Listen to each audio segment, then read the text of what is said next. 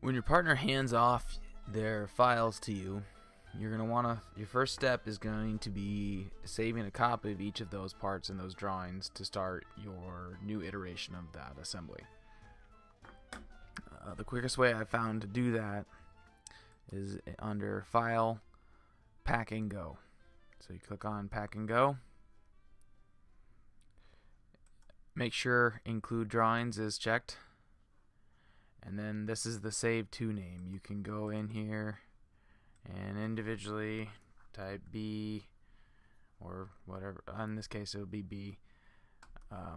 A slightly faster way of doing that than versus going through all of these is use this select/replace. Type save name for A.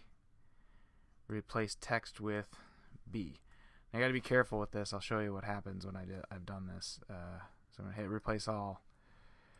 And it did replace all those A's with a B, but also the file type here should be an SLD ASM.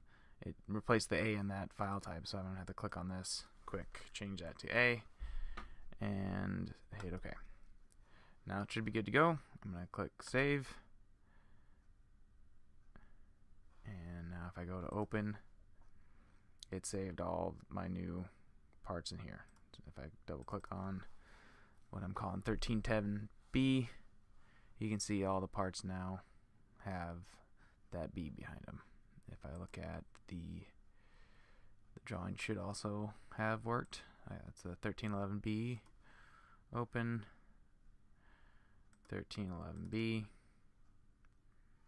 There's the part. Open that up. 1311B. So use that pack and go, and then make any modifications to your parts. Well, make the modifications to your parts, and really, if your partner set it up correct, well, you should be able to finish this within a couple minutes.